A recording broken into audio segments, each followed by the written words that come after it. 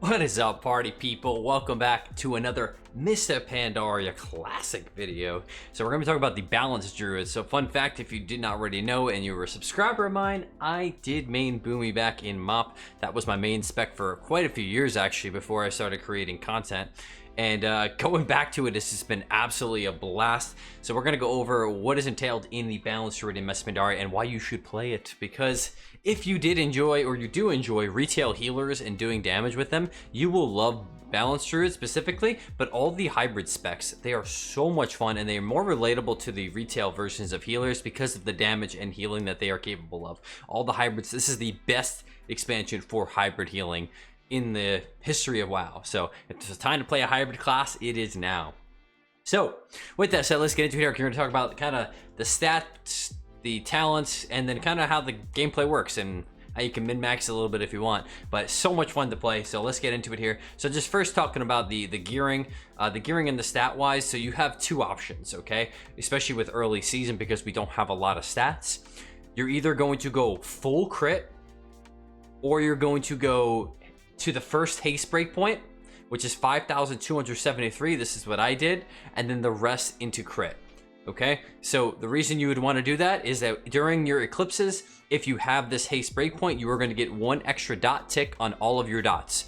Okay, so you can decide if that is something for you. I personally went for it because not only do you get the dot ticks, but the gameplay is just slightly faster. But it'll get a little bit better once, you know, there's conquest gear and seasons to go on, because you'll be able to have more stats at your disposal. So I am a little bit lower on the crit side, but it seems to work all right so far. But you have those two options: you either go for the first haste breakpoint or you go full crit, depending on how you want to play it. The reason you want to play crit is because the entire gameplay revolves around shooting stars, which is based on crit. Okay, so 30% chance that if your dots crit, that you get a free Star Search proc, and these Star Search procs are massive and what make Boomy what it is in these older expansions. So they hit very hard and they're very satisfying. So having enough crit will really help you out in the long run going with this. So that is why you play that. Is there anything else in terms of the gearing and stat stuff? I mean, otherwise I went intellect, so my priority was intellect first, haste breakpoint, and then all crit. Okay, because don't forget, intellect in these older expansions does also give you crit. So my intellect here gives me 6.4. If I went full crit, I kind of dabbled with it, like maybe I get like an extra 2%, but I thought the haste breakpoint plus a little bit faster globals would be more useful than 2% crit. You know, that was just kind of trying to weigh my options. Oh, and then sorry, also do not forget about your hit chance. So 6% hit, you can reach that via spirit, hit, or expertise, so they all should contribute to the same thing. I just went for spirit because it gives you mana regen. Not that mana is ever a problem, because fun fact, I guess I'll just say it now, whenever time you get an eclipse, you get what, like 15% of your mana back or something like that. You get 50% of your mana back, so you will never So another fun thing about playing a hybrid, you don't have to worry about mana like you do as casters or as healers. So that is it for that. Moving along to the talents. So we got the new talent row here. So your first row is your mobility talents. So two options here: you can either play Displace Your Beast or Wild Charge. Most people will play Displace Your Beast because that is just an awesome, cool ability. But honestly, man, I've been getting a lot of good use out of Wild Charge, and a lot of people don't utilize it the way it does. Take a little bit more brain power to use, and Blink is for sure really good. But the reason I like Wild Charge is, one, is half the cooldown of it, and two, we have mushrooms, right? So you can utilize this on Dalaran Sewers, Blade's Edge Arena to jump up and down for kiting purposes all the time. But even if you're in a flat arena, so like let's say we're on Blade's Edge and you want to get to this pillar, and instead of Displace Your Beast, yeah, this is going to take a little bit extra global here. I could put a mushroom there and then jump over to the mushroom, and I can do that same thing. And you can pre-place mushrooms on pillars before like you go stealth in the beginning of the game, and then as you're doing your stuff, you always have a constant grip out every 15 seconds. And you can also leap to your teammates as well to eat traps and whatnot if you are versing hunters. So it has a really niche use. And remember, there are not as many gap closers in these older expansions as some of the newer ones. So being able to jump up and down on Blaze Edge or Dalaran Sewers is really important. And you can completely change the outcome of a game by doing that. You can save your ass, or you can, you know, chase somebody to get a kill. So I highly recommend trying it out. Displacer is definitely probably the easier pick just to go with.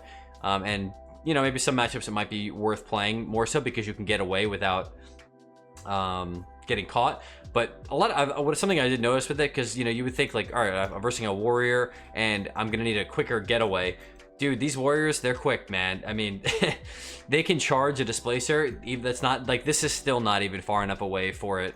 So yeah, it's like, because wild charge technically has a larger range than displacer, and trying to get away, I don't know what the range of charge is. I think it's 20 or 25. So I mean, they're both really tough to get away from warriors specifically, but that's kind of up to you where you want to go with that. Second row tier, we're gonna be sitting with Cinnarian Ward all the time. It is so powerful in PvP. It is a massive heal to be able to use. You can potentially option to take renewal and maybe something that's like trying to one-shot you, and if you combine that with Might of Urstock, which is like a little battle master's trinket because it increases your max health, and then your renewal, it's gonna like top you. So it is kind of a cool thing to use, but in general, Cinnarian Ward's gonna get a much more consistent usage out of it because you can also heal your teammates with it. And in arena, especially like 2s, Boomies typically don't play with healers. They play double DPS, and you're gonna want Cinnarian Ward to be able to heal your teammates. Okay, next row here, we got Typhoon, Mass Entanglement, and Swarm. So Fury Swarm is just as slow. It's not a disarm in this. Typhoon is going to be your pretty much lock-in all the time because of how powerful it is, and it has like that much better range than it does in retail. It's like that Cataclysm Typhoon where it actually knocks from 30 yards away, so you can really push people far. Mass Entanglement's not really necessary because of Force of Nature. It's just an AoE instant root. And going on to the next tier on that note, Force of Nature. So two options here. Once again, Solar Force is pretty much useless in PvP. I don't know if it's good in PvE or not, but Incarn is like your big damage thing. So if you are playing a comp where you just want to burst things really fast, a lot of times in RBGs, Incarn is the move. But for me, arena and like solo BG gameplay, I'm going to be pushed more towards Force of Nature, just because having the utility of an instant cast root almost all the time is just so powerful. It usually does around 10% of my damage, so it definitely does damage as well. But the utility of having an instant root, especially for root beams and just stopping people, you could, like I was talking about, I'll use the warrior reference again. You want to get away from a warrior, you could, and also note they are off global cooldown here as well. So what I could do is I could place a mushroom. Let's pretend this guy is the warrior, and he's on my ass. So if the warrior's on me here, I could place the root him, and then leap to my mushroom and get away. So kind of like another niche thing you can do, because it is off global cooldown. So being able to do something like that is really, really powerful.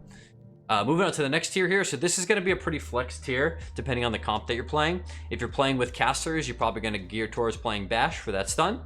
If you're playing with like a rogue, I was playing with a rogue recently here, so I'm playing Disorienting Roar. We're playing with a warrior. Anything that has a lot of stuns, you don't need a stun, you're going to play Roar. Roar is a lot better in this version of the game because it does not break as easy. And honestly, I'm not even super clear on the DRs of it all. So having this is really nice because you can just roar into clone all the time, and you should have enough haste. To be honest, I don't know if you if you played all crit, if you would have enough haste to get this off. Something I didn't think about. But yeah, you can kind of flex these, Ursula Vortex if you are versing, even BGs and stuff, especially if you start pushing into like RBGs.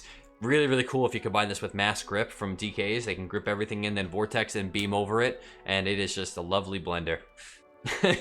And then finally, the last tier here, again, probably you really could find niche ways to use all of these. Heart of the Wild is the good baseline pick, just because not only is it basically turns you into a healer for 45 seconds, but it also gives you 6% baseline intellect at all times, which is quite a lot of more intellect. In BGs, I did tend to switch a lot more towards Nature's Vigil, just because it gives you 12% more damage, which I guess this really doesn't give you damage. It just gives you, well, I guess the intellect is the damage it gives you. But Nature's Vigil gives you 12% damage, and all of your damage turns to healing. And especially if you're in BGs and you're not playing with the healer, having something to heal yourself will be really nice to use. Dreamer Cenarius, it's a little bit clunky, but I feel like you could still find a use for it. So it buffs your healing touches, but it makes your next damage of your next eclipse by 25% bonus. So if you're constantly you know, healing touching. I was actually debating you playing this on some twos comps because the games were so long, and Heart of the Wild I was only getting one use out of. Like maybe the game is like around 5 minutes long, and I think if I was playing Dream of Sonaris, I would get better healing out of it with those healing touches because I was constantly running away and healing touch, and then it would have boosted my damage a bit too. So I'll have to do more testing in that way, but in general, Heart of the Wild is probably going to be your best pick. All right, moving along to Glyphs. So Glyphs, you have two, there's a couple you can flex here, but probably the one lock-in is going to be your Cyclone. So the 5-yard range on Cyclone, very, very important to always have. Next up here, I typically play Barkskin, so it gives you the reduced crit chance. Does not sound so good if you're coming from retail, but remember, crits are really, really big in these classic expansions. You want to make sure that you are minimizing crits as much as possible. One crit can win the game for the other team, so it's really nice to have that. And then my other pick here, again, I flex these. I'm just going to show you. So this is your only auto lock-in. Depending on how defensive, like I was playing Rogue Boomy 2s and I needed some extra defensiveness. So this is why I was running these currently. Might of Urstock, it increases the cooldown by 2 minutes, but it gives you even more health. So typically I was only getting one off anyway, but this was saving my butt cheeks so many times. I would be 1% and then press Might of Urstock and then be up to, 50% health again, especially if you can combine that with, if you were playing Renewal or whatever. So yeah, really nice to have. The other ones I do flex is Phase Silence. So Phase Silence is when you go bear form and use Fairy Fire, it turns into a 3-second blanket. So you can use this as a pseudo interrupt because Fairy Fire has a 35-yard range. So it does cost global to get into bear form, but if you are in bear form already, sometimes you go bear form for a stun or whatever reason, or maybe you get blanketed or you get interrupted, you can go bear form and I don't know if you can do it during interrupts, but whatever. You could technically have an extra range kick to utilize to maybe peel for your teammate or something like that. All right, and then finally, I guess there's two more technically. Glyph of Omens is also not a bad one. Because it helps you kind of get eclipses back and forth, but as I'm going to talk about in terms of eclipses, you're probably going to be in eclipse most of the game and you're going to utilize Astral Communion to do so. So this does not seem super necessary, but it's not a bad pick.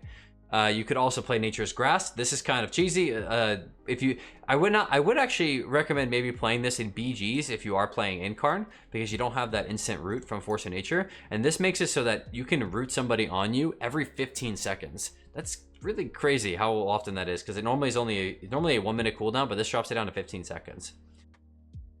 Okay, my goodness.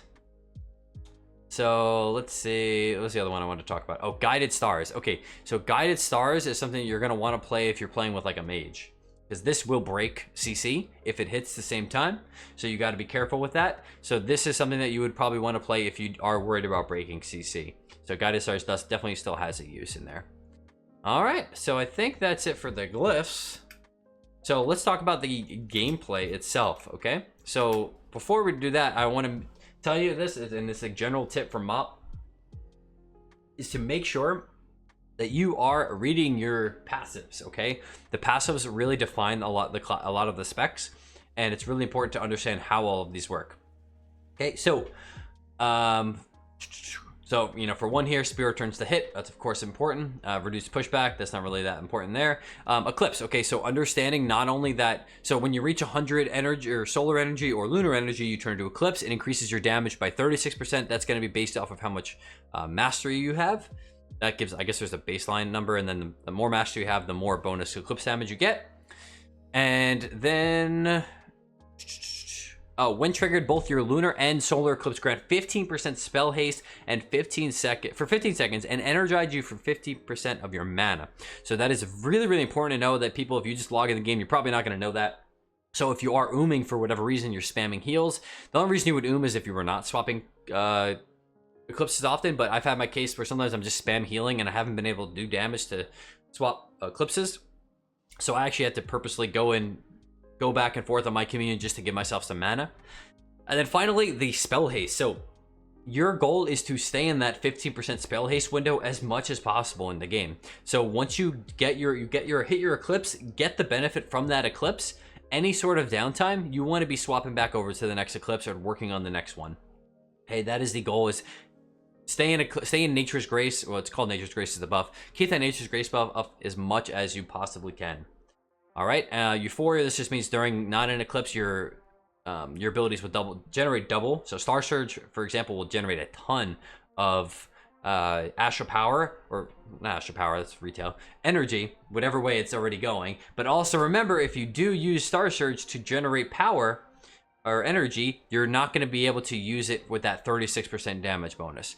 So ideally, you're going to always want to Astral Communion it, or unless you're able to free cast. If you're able to free cast, you can just cast Wrath and Starfire to move that bar. All right? Moving along here, we got Killer Instinct. This just means that you have Intellect. Your Intellect turns to Agility. This is something for Resto and Boomy. So basically, you can do Cat form and Bear form damage if need be. So I don't want to go too deep into this, but I just want to let you know you do have the potential to use Maim. And with prioritizing crit as we go throughout this expansion, you can actually get, because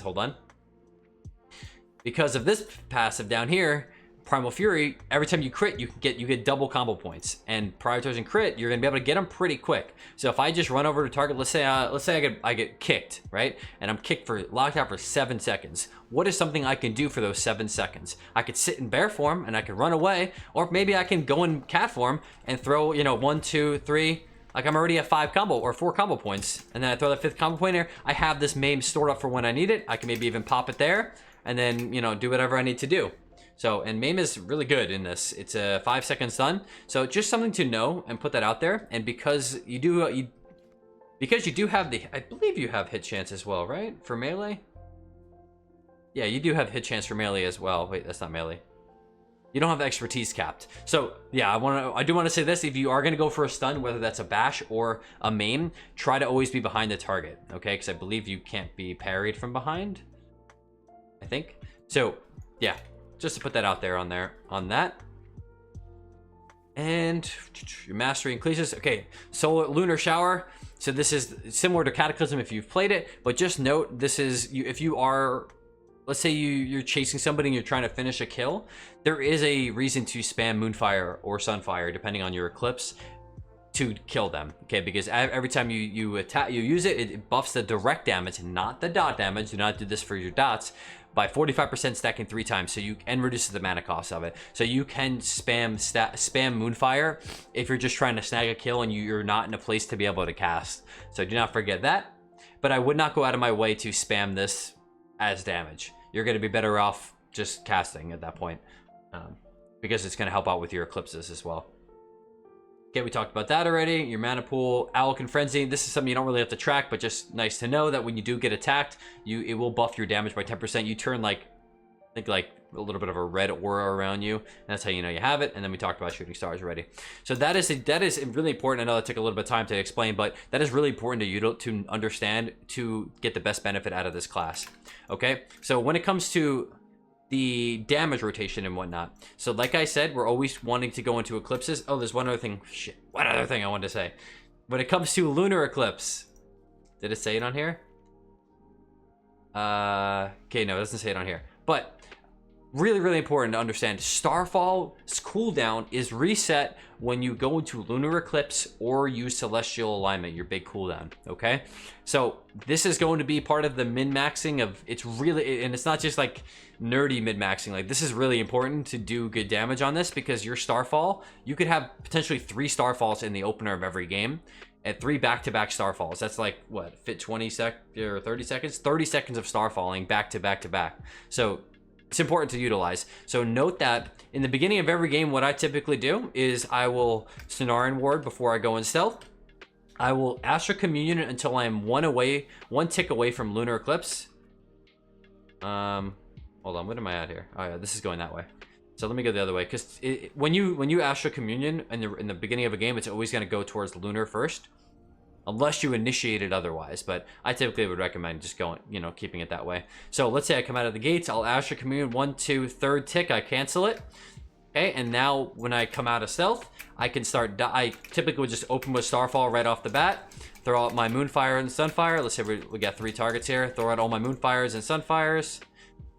That's actually not even what I would do. Fucking butt, bro. Excuse my language. I'm just messing this up now. So you want to benefit from your Eclipse, like I talked about. Mark, listen to your own guide. So what I would want to do is I would come out of stealth, press Starfall, and then finish the finish communion again. So let's say I press Starfall, I'm gonna finish the communion so I get that eclipse, and now I'm gonna start dotting. My Starfall will already be rolling, okay? And then once that Starfall is falling, I can end the next one, and then I can just continue dotting. Make sure you are always prioritizing the dot that you are in the eclipse of. Okay, so I get a proc here, I can just keep shooting the procs, throwing more dots up, blah blah blah. Okay, so let's say I'm run out of that, and I, depending on where, if I have opportunities to cast or whatnot, I can actually swap over to the eclipse. I did get a Star Surge proc, but again, do I want to use it yet? No, I want to wait till I get that eclipse to get the bonus damage. Throw that Star Surge out. Now we're in solar eclipse. We want to prioritize sun firing. So getting my getting those empowered sunfires out. You know, maybe throw in some wraths if I have the time. Like I said, if you are able to free cast, just go for it. And if you can, before you leave that eclipse, you want to try to refresh those dots specifically. So I got a nice proc there. Okay, I'm at no eclipse now, so I'm going to try to go back to the other eclipse. And look at that, my Starfall is going to come back off cooldown, or reset. So I'm going to go back into utilizing the lunar eclipse. So I guess min-maxing wise, you could actually prioritize just to Moonfire every target first. And then going back in Sunfire just to have the most uptime you can on it. And then you're just doing your other stuff in between. And like I said, you kind of want your power to move. Like if I just sit here spamming Moonfire and Sunfire all the time, the odds of me switching out of the Eclipse are pretty low unless I'm getting a ton of Star Surge procs. So, you know, in terms of any downtime and whatnot, you know, make sure you get the dots up as fast. Get all of the lunar dots up if you're on lunar eclipse, and then just get yourself out of there and keep rotating, because like I said, you want to be utilizing that Nature's Grace proc as much as you can. So I swap back. Okay, I'm gonna get all my Sunfires up. I can maybe throw in a Star Surge here and just continue the dotting.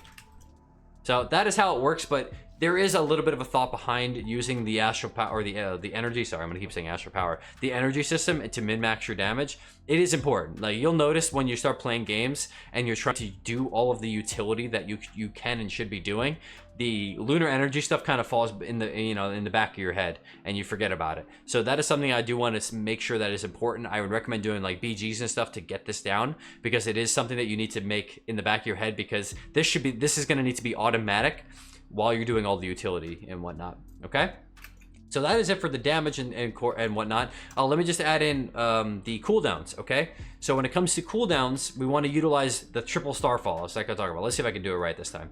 So let's say we're going out in the opener here. I'm gonna stop my thing on three ticks. Let's say I go in stealth. Maybe I'll come out of stealth here. Even if you're not in stealth, but I mean, why not pounce the target, right?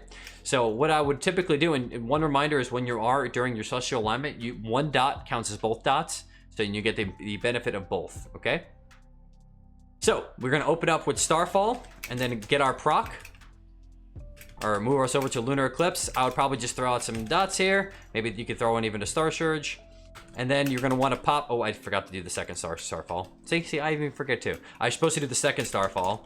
Get my dots out. And look at that, I'm getting lovely procs. That's amazing. Maybe throw in a Starfire cast.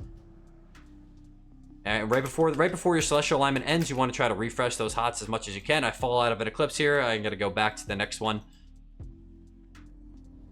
But yeah, see, I even fucked it up. But ideally, you want to get 3 Starfalls off in a row there to be able to get the most benefit of your Starfall on the opener. And that opener could be massive depending on the comp set you're playing. All right, so enough of the DPS rotation. It takes a lot of practice. As you can tell, I still don't even got it down. But let's just quickly talk about the utility. So don't forget that you do have some other utility. You do have something called mushrooms. Okay, like we already talked about them by mobility, but don't forget they also do damage. And they also are slows. So if you put them behind a pillar, let's say there's a rogue pillar humping over here, or he's behind this pillar here, and I throw it like right there, and then I explode it, I can potentially hit him and keep him in combat.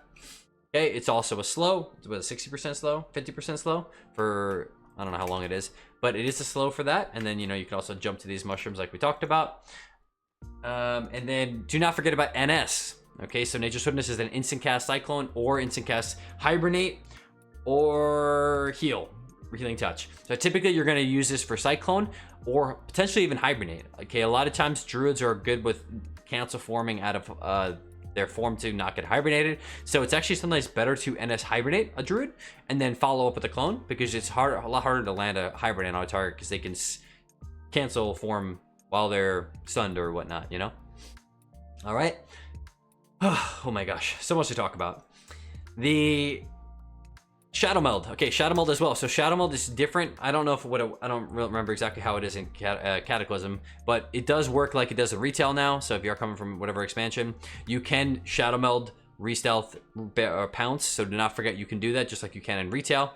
I personally don't have a macro for that. People ask me all the time. So if I'm in combat here, I just press Shadow Meld, stealth. Yeah, that was weird. It didn't work there, but anyway, it does work. Don't forget, pounce is a 4-second stun. Utilize that as you will. Any other utility sort of stuff that I should remember about? Oh, okay. Do not forget also, you can use rejuve. You can use everything in Moonkid form. So unlike retail and I think some of the other expansions as well, casting Healing Touch would take you out of form. You can cast everything in Moonkid form. You never need to switch out of Moonkid form unless you're shifting for other reasons, okay? So do not forget to just keep up Rejuve all the time. In 2s, maybe 3s, you don't really need to do that, but definitely keep up Cenarian Ward on cooldown, whoever you need to, use it on. Okay, it's just a ton of healing and it adds up over the course of a game, and then Healing Touch is, when you need it, do so. You do have Innervate, the access to Innervate to be able to use for regenerating mana. Try not to use this on yourself because you have infinite mana because of the energy system or the eclipse system. I think that is all I want to talk about. Okay, all right, so in terms of all the gameplay, that's all I want to talk about. The final thing I want to talk about is some compositions. Let's see. Let me just open up a notepad really quick. So in terms of composition, so 2v2, some comps that you're going to prioritize wanting to play is going to be with a rogue, with a warlock, or with a mage. There's definitely some other ones that could work out well, but these classes just have great CC and great utility to complement a Boomy, and the Druid is almost like a pseudo healer in that role. You kind of be hopping around and kiting constantly and just throwing up heals, and then you go in and do some burst damage, you pop back out, you do some heals. So from my experience, these are the 3 best comps to play with Boomy, but you could definitely make other ones work. I played some with Warrior, wasn't that bad. Hunter you could definitely make work as well because of all their CC. So, have some fun with it, explore. Boomy can kind of play around with everything. I even played some with Shadow Priest, wasn't bad as well. I'm sure you can play those as well, but I just want to give like some top 3 comps to play. Okay, and then as for 3v3, I would say the top comps you're going to want to play probably with a Warlock / Arsham is going to be the number 1, and then also probably Mage / HPAL. So I think those are the 2 comps on my radar. There's definitely some other ones you can make work, like maybe even Windwalker's not that bad. And you can experiment with some others, but I think these are probably going to be your top 2 comps to play. This comp is more just dot and rot playstyle. This comp is a heavy CC comp, so constantly rotating clones and polys with the HPAL going in for stuns on the DPS to follow up on there. So yeah, compositions, I think that's pretty good otherwise. And then BGs, you'll have some fun with it. Boomy is the most fun spec in the game in BGs, in my opinion. You are an absolute god in the battlegrounds. So when it comes to RBGs or just BGs, you'll just go have some fun in there. All right, I'm calling this video. This was long enough. Thank you so much for watching. I hope you enjoy. I hope you watch this whole thing. If you did, you're a wonderful person. Let me know down below if you have any questions or comments, and I'll see y'all in the next one. And see you in Mr. Pandaria.